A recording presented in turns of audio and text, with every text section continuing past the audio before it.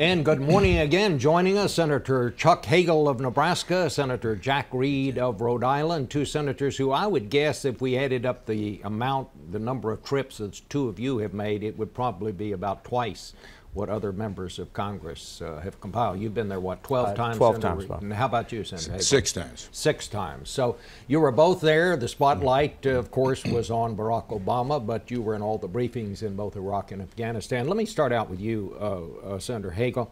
Do you agree with Barack Obama's assessment on Afghanistan and on Iraq now, where he's saying we've got to shift the focus to Afghanistan? Well, I think clearly, and I have believed this for some time, that the central front on our war against terrorism and all the dynamics that are in play there is, in fact, that border between Pakistan and Afghanistan. We have seen the resurgence of the Taliban in that area, of Al-Qaeda, other terrorist groups.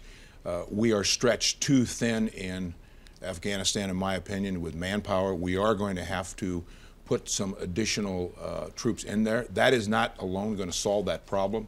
I believe that Barack Obama's general assessment is correct, but one additional point. This is going to require at least a new trilateral policy, strategic policy context with the governments of Afghanistan, Pakistan, the United States, as well as including Iran and India into this. And if we don't do that, we're going to be faced with years and years of this problem with significant global consequences. We still have interest in Iraq, of course we do. How we unwind that in the time frame, I think, is obviously going to get played out. But I think overall, at least in my opinion, Barack Obama's assessment of it is correct. Precarious and urgent. That's how he described the situation in Afghanistan. Senator Reed, you, of course, have been for beginning a drawdown of troops in Iraq for some time. What's your sense of it now after making this last trip? I think we have to do it. We have to provide more flexibility to provide forces for Afghanistan. As Admiral Mullen, the chairman of the Joint Chiefs, indicated, we have to put more forces on the ground. Those forces will likely come from Iraq. We also have to begin to transition so that the Iraqis can stand up and assume more of the burden. It's been a tremendous burden on American forces and also on the American taxpayer. And also we're seeing on the ground in Iraq, the government of Iraq saying we want to have a time horizon, timeline, deadline, whatever you call it. So their view is converging with the view that I've held and Senator Obama has held for many, many months now, that we have to begin a redeployment, careful redeployment. We have to focus on missions of counterterrorism, force protection, and training Iraqi security forces. But if we don't provide more forces in Afghanistan, we're going to see a very, very serious situation get worse. That's where Al-Qaeda is, in the tribal areas of Pakistan.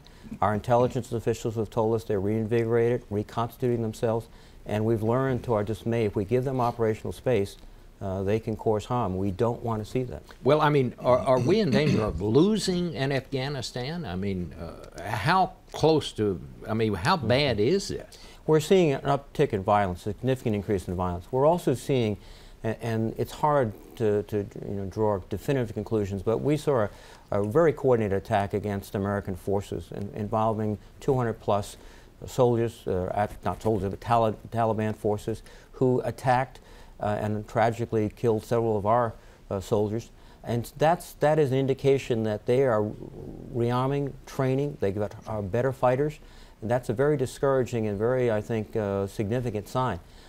General McKernan on the ground told us point blank he needs more forces. We've got to get those forces to our troops in the field.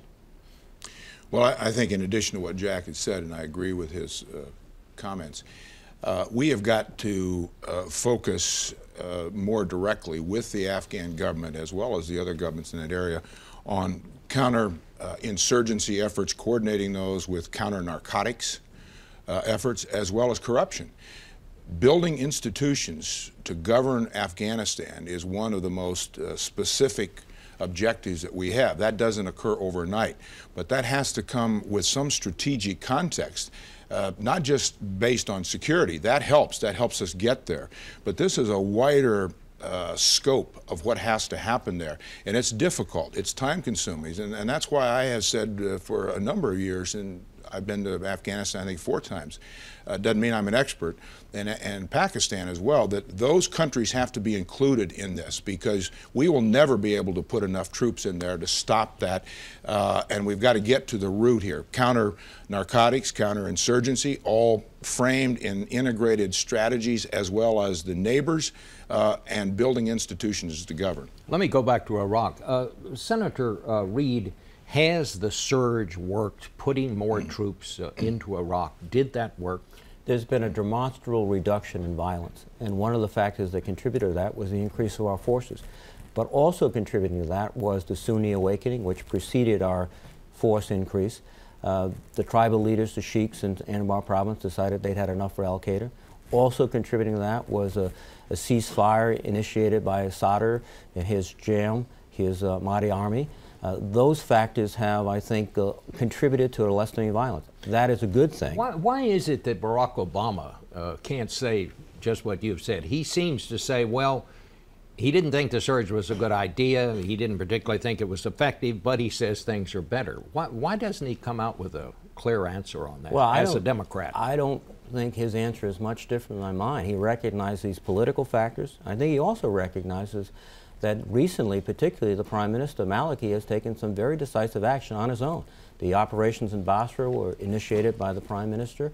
So we're seeing some traction politically as well as militarily.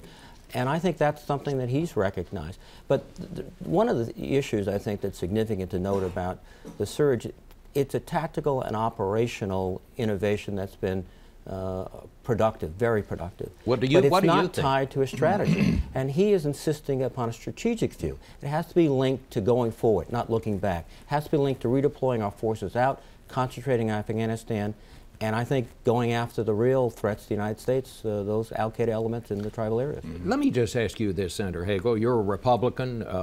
For a long time, you were very, very close to John McCain. I want to ask you later, are you still that close? But he has been very, very hard on Senator Obama all this week. I mean, the gloves have really come off. This morning in an interview on ABC, he said, I think it was 7 times, that Senator Obama simply doesn't understand the stakes in Iraq. He doesn't understand the situation there. And earlier in the week, we'll look at some tape here. Here is how he put it at one point. Senator Obama would rather lose a war in order to win a campaign.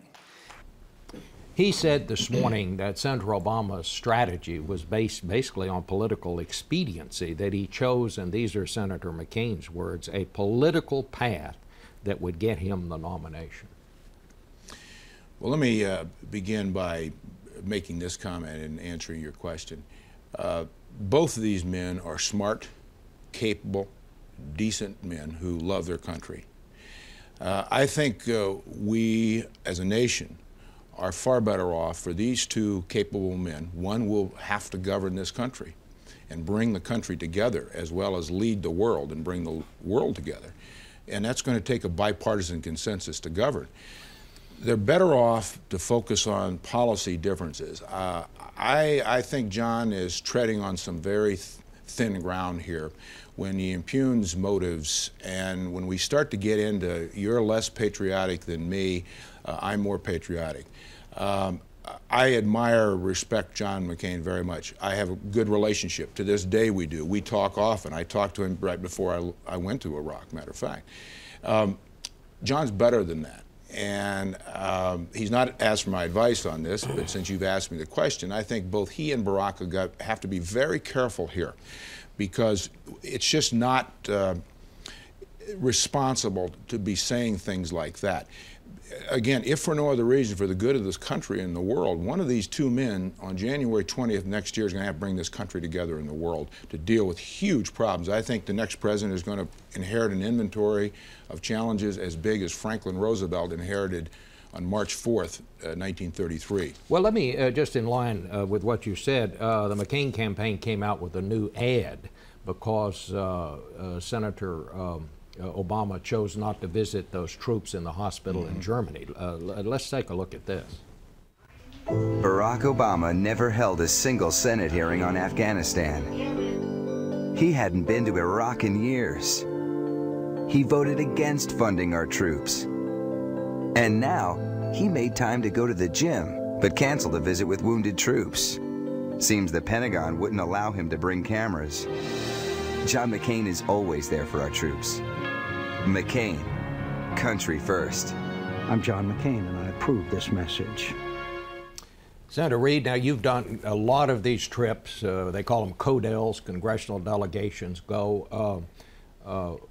Are you ever allowed to take cameras when you go in to visit wounded troops? I thought that was sort of the general rule that everybody knew about. I don't think Senator Obama would have done that.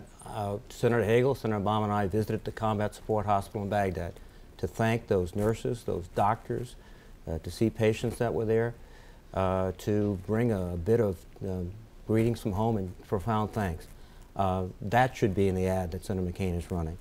I think Senator Obama made a very wise choice. If any suggestion that a visit to a military hospital would be political, he made the wise choice not to go.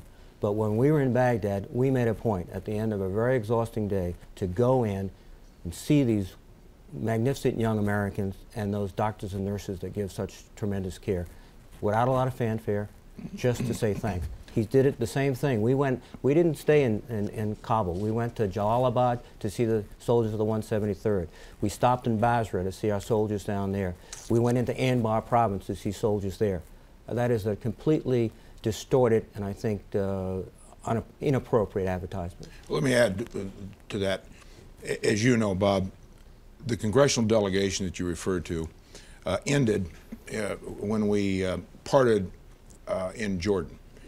At that point, it was a political trip for Senator Obama. I think it would have been inappropriate for him, and certainly he would have been criticized by the McCain people and the press, and probably should have been, if on a political trip in Europe, paid for by political funds, not the taxpayers, to go essentially then and be accused of using our wounded men and women as props for his campaign. I think the judgment there, and I don't know the facts, by the way, I know what I've just read.